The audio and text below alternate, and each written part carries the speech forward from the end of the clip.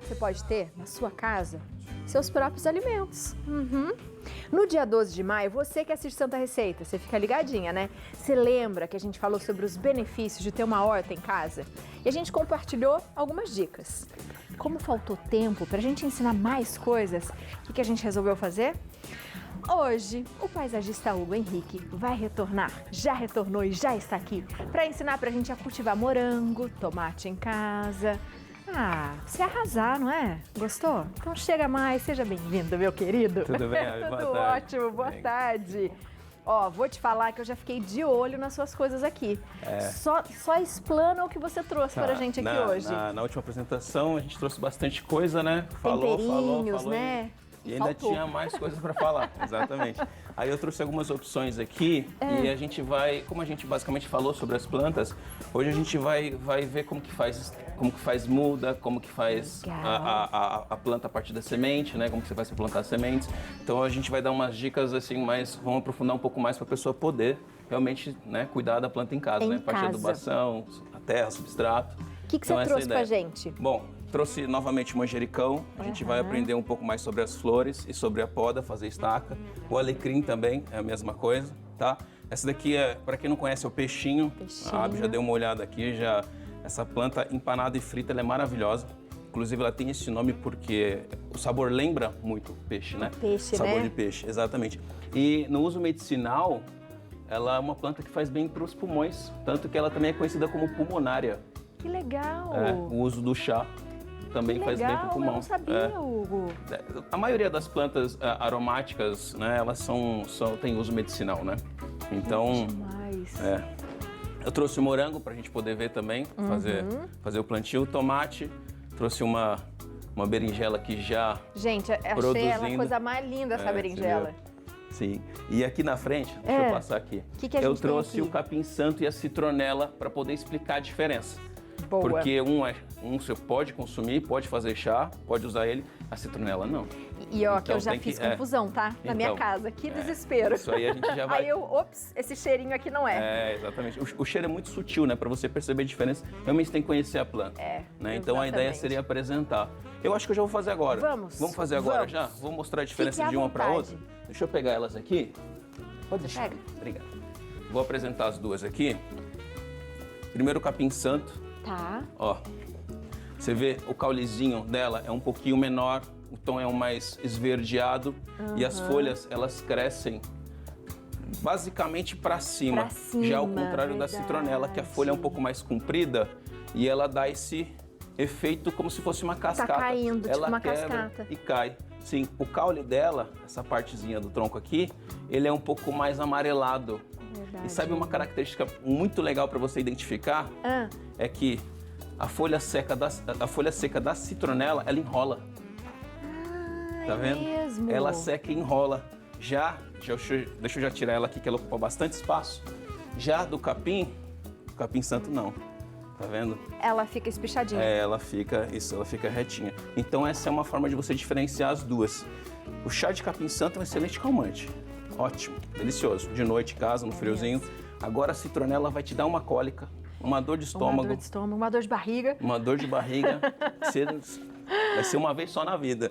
Você nunca mais vai errar. Nunca mais. Então o legal é você conhecer justamente para poder evitar, né? E sabe que você me deu uma outra ideia de pauta? É bom que você guarda as coisas que eu falo pra você, depois você repassa pra eles.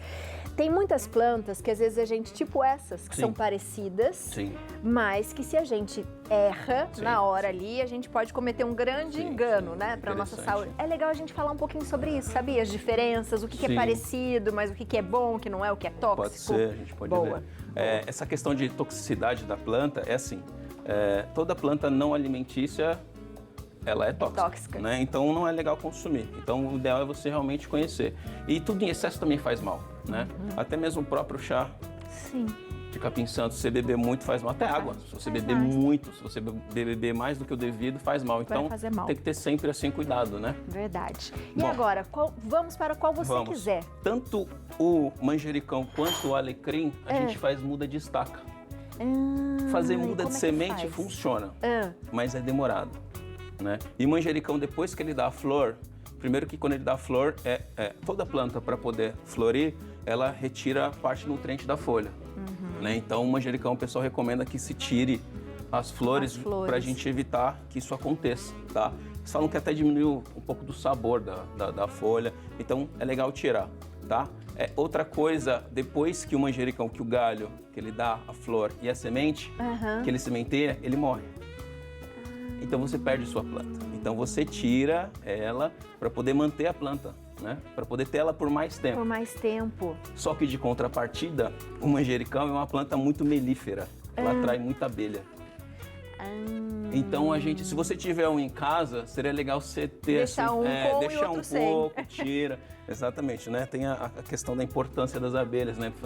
São polinizadoras, então é legal, né? Você deixar alguma coisa. Então um pouquinho de cada, né? De cada. Eu vou usar esse daqui já que eu trouxe, minha tesoura de poda aqui de jardinagem. Você pode fazer com uma tesoura em casa se não tiver esse tipo de equipamento, tá? Ó, a gente vai fazer essa poda aqui em cima, tirando as flores, tá? Não tem problema se você tirar um pouco para mais, um pouco para menos. Tá. Não tem problema. Não tem problema. Você vai fazer essa poda, vai tirar as folhas, as flores, tá? E assim, interessante para o manjericão, para o alecrim, é sempre quando você for fazer a estaca, você tira, não tem problema de você tirar tanto do galho mais lenhoso, que já está mais formado, do galho mais fino. Geralmente o galho mais fino ele solta a raiz mais rápido. E você pode fazer esse enraizamento tanto na terra quanto na água. Legal. Não então tem problema. Não tem problema. Não tem problema. A questão da água é assim, você não pode deixar dias e dias, semanas sem trocar água, tá? Porque a água acaba ficando com mau cheiro, né? A água fica lá parada e acaba... Dá um limbinho. Então não seria legal. Então você pode vir aqui, ó, vou usar esse aqui como esse galinho aqui, ó, tá bem legal. Você pode tanto tirar aqui, tá vendo? Ó, aqui a gente tem uma muda, tira as folhinhas de baixo, pode tirar as folhinhas de baixo, tá vendo? E usar.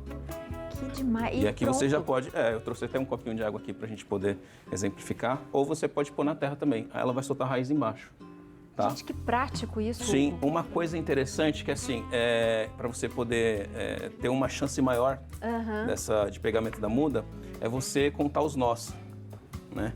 Aqui, ó, vou te mostrar, o nó é sempre o segmento onde sai a folha. Então a gente tem 1, 2, 3. Então a partir do terceiro você pode fazer a muda, que é mais garantido, tá? E quando for fazer muda, não faz um.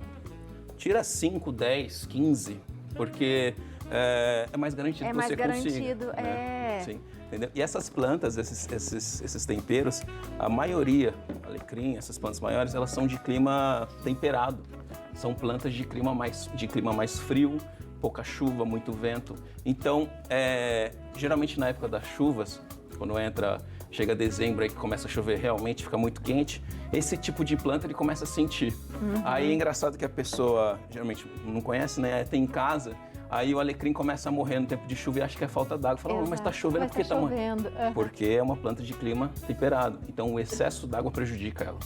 Então, faz todo sentido. A época perfeita para você poder fazer essas podas, não do manjericão, porque tem a questão da flor e tal, mas do alecrim, por exemplo, da própria lavanda também, no início das chuvas. Porque a primavera entra em setembro, mas não começa a chover em setembro. Às vezes passa setembro sem cair um pingo de água. Então, setembro, outubro, novembro, dezembro, você faz as suas podas, faz as suas mudas e tá tudo certo para a planta. Ótima dica. O alecrim é a mesma coisa, você vem, vou pegar esse galinho que tá mais fino aqui, não tem tanta brotação. Tá vendo aqui, foi feita uma poda e tem as brotações. A mesma coisa. Conto 3. Conta 3, 1, 2, 3, aí vem aqui embaixo. Aí você tira. Pôs na água, na terra. Na água, na terra, exatamente. Tá feito. Adorei. Tá feita a mudinha do alecrim. Tá? E lembre sempre na época, no início da chuva, porque começa a chover muito, ela começa a melar. Lavanda, principalmente. Nossa, a lavanda em casa aconteceu isso. Exatamente. Deixa eu tirar aqui pra Léo, gente... tem pergunta? Você viu a gente tá falando de temperinho ali, o Léo já ficou de olho. Ó, bagunça. Sim. É sempre legal, ele fala em plantas, eu falo em comida, né? Em refeição. O que fazer com as plantas, né? O peixinho, por exemplo, eu amo peixinho. Dá pra se comer, por exemplo, empanado, sabia? Dá pra você empanar o peixinho e fritar, fica uma delícia. Eu queria saber do Hugo se ele tem algum tratamento especial, porque eu nunca consigo fazer o peixinho nadar na minha horta. E aí, Hugo? Tá, vamos lá. O peixinho, eu trouxe aqui uma muda bem cheia, com bastante volume e com bastante brotação nova. Ela solta ramo lateral. Tá vendo? Nossa, eu não sabia que era assim. Sim. O peixinho é uma outra planta que não gosta de muita água. Excesso, volume, chuva, calor, ela não gosta. Ela tem basicamente a mesma característica. Ela é de clima frio. Tanto que no sul ela vai super bem. E ela é grossinha, tipo suculenta, né? Assim, Sim, ela tem. aparece, né? Ela Mas tem ela não é esses tanto. pelinhos aqui na Nossa, folha. ela é muito linda. E no caso, para você poder ter essa planta em casa, no vaso, ou até mesmo no chão, você tem que usar um substrato mais solto. Tá? Ela não gosta de ficar seca, mas também não é aquela planta que gosta de ficar com a raiz encharcada. Tá? Então tem um equilíbrio aí. Então tem que ter exatamente. um bom Você adubação tem que ela gosta de água, você precisa regar, mas você não pode deixar encharcado. Então você precisa de um solo mais para arenoso do que argiloso. Né? Ou o próprio substrato que você compra já pronto, que ele geralmente é balanceado. Então ele é bem poroso, é bem soltinho e a planta vai adorar. Tá? Então o peixinho legal é isso. Você faz adubação, você pode, já que você vai cultivar em casa, você pode usar adubo orgânico. Eu trouxe uma opção aqui, que eu costumo usar, que é bocashi. Tá vendo? É um adubo orgânico, é bem completo. Que legal. E assim, por exemplo, para usar ele como adubação para um vaso pequeno é 1 colher. Para um vaso médio, 2, um vaso grande, 3 colheres de sopa cheia. E aí você pode fazer essa adubação mensal ou bimestral, vai depender muito da planta. Da planta. A planta geralmente ela começa a apresentar assim, ela começa a mostrar. A dizer para você, né, que ela não está muito boa ali. Principalmente por questão de água, né? Quando ela começa a ficar, por exemplo, seca, ela murcha. E quando tem excesso de água, as folhas começam a melar. Independente se for peixinho, se for berinjela, o morango, então ela mostra para você o que ela quer, né? Então você precisa um pouquinho de cuidado e atenção, você consegue identificar.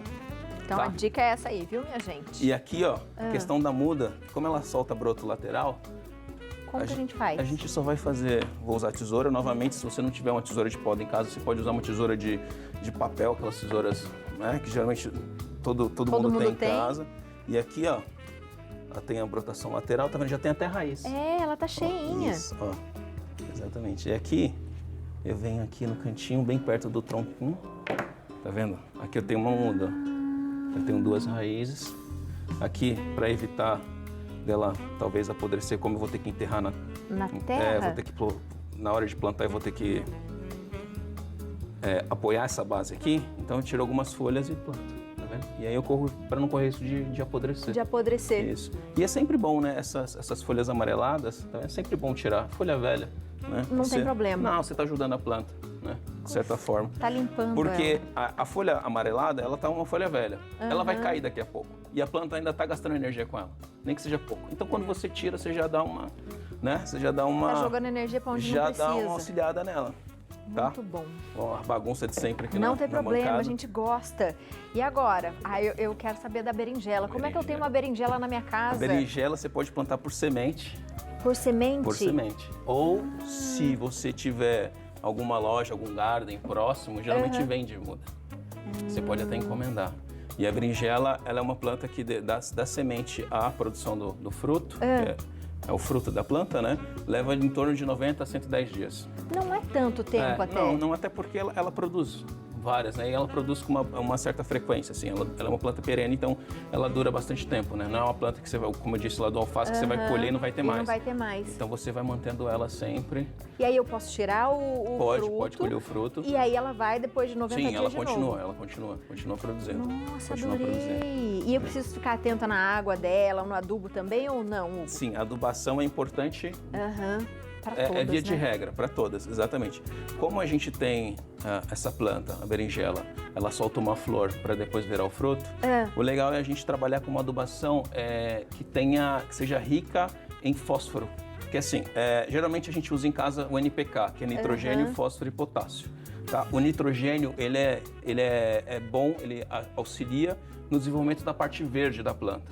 Tá? O fósforo para flor e o potássio basicamente enraizamento, tronco, então ele tem essas funções. Então quando você está usando o adubo, mais voltado para o que você quer, para o seu resultado, você vai ter uma planta mais saudável, com um resultado melhor, né? Então, se eu usar, por exemplo, um adubo mais rico em fósforo, como por exemplo farinha de osso, que é orgânico, aí você vai ter uma florada melhor, logo uma frutificação melhor, né? Adorei. Tá?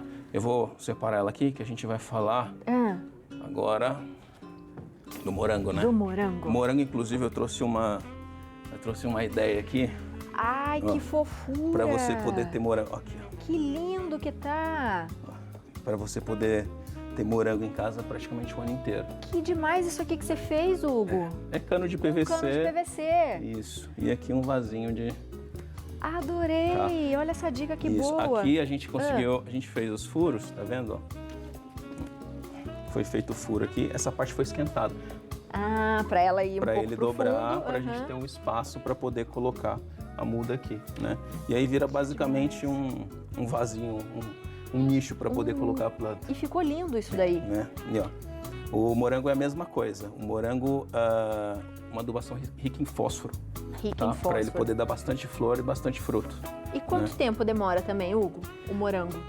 Olha, o Pra dar morango o geralmente fruto. como que ele faz? Deixa eu só, a gente vai, já que você tocou o assunto, deixa eu ver se eu acho aqui. De semente ele é mais demorado, mas o interessante é você pegar, não vou ter nenhum aqui. Como que ela solta a muda? Ela solta a muda do estolão. O estolão é como se isso daqui, um galinho, virasse uma muda nova, que provavelmente isso aqui daqui a pouco vire. Tá vendo? E aí, a partir desse estolão, você tem uma muda. Quando é assim, ela dá mais rápido, tá? Ela vai bem mais rápido. Você consegue ter morango o ano inteiro, praticamente. Agora, de semente é mais demorado. Basicamente, o estolão é um clone da planta, né? Uma muda é um clone da planta mãe. Então, se você tem uma planta bacana, docinho, morango grande, então você vai dar continuidade com esse estolão, entendeu? Que demais isso! E aí o legal do morango, ele gosta de um solo, um substrato mais soltinho. Tá? O morango, para você ter uma ideia, eu vi essa informação, achei muito interessante, que até o século XVIII ele era cultivado como planta ornamental. Olha isso! O morango é parente da rosa. Ele é parente da rosa, então ele era cultivado como planta ornamental. E aí, a partir do século XVIII, os horticultores eles começaram a produzir para alimentação. E aí, isso daqui que a gente vê é um cultivar. Não é a planta, né, a planta original. Isso, foram feitos... tem mais aqui. Foi feito melhoramento genético na planta durante, pelo visto, séculos, né, para poder chegar ao ponto o que a gente tem.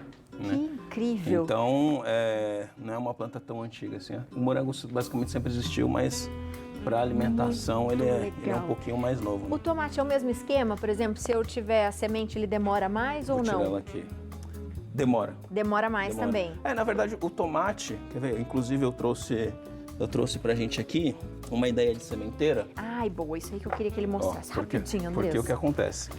Você pode comprar uma sementeira na internet, ou você pode reaproveitar esse recurso que você tem em casa. Todo mundo tem em casa, não tem problema algum usar, tá? Então eu trouxe o tomate aqui, que ele leva em torno de, deixa eu só ver aqui, de 100 a 110 dias. Da semente até a produção do fruto, tá? O tomate italiano e a abobrinha. Isso, eu trouxe essas duas opções só para mostrar que você pode ter em casa e tirar a partir de uma caixa de ovo. Caixa de ovo, gente. A semente, ela não tem aquela necessidade de você regar com regador e fazer, né, molhar bem. Você pode só borrifar, né? Você borrifa todo dia e mantém aquele espaço todo úmido. Então a cartela de ovo ela vai durar super bem.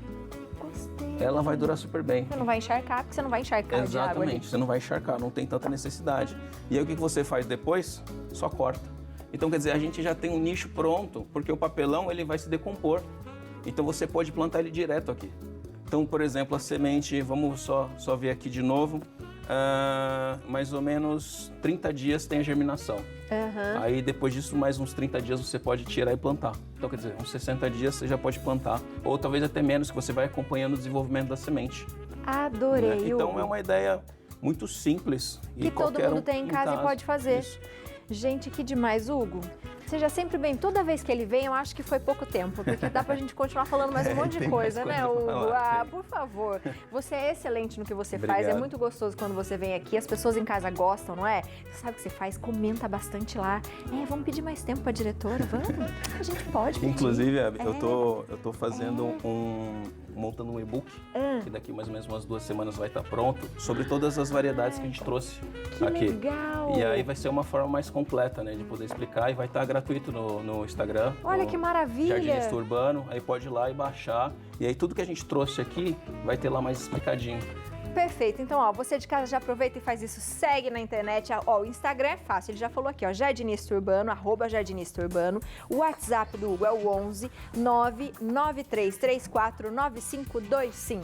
Seja bem-vindo sempre, Obrigado. viu? Muito bom você aqui. Muito bom Obrigado. mesmo. Ah, Léo, demais, não é? Você viu, ó, dá pra você melhorar o adubo aí do peixinho, né? Demais mesmo. Agora meu peixinho vai nadar direito na minha horta, com certeza. Depois dessa dica do Hugo, que são sempre excelentes, né?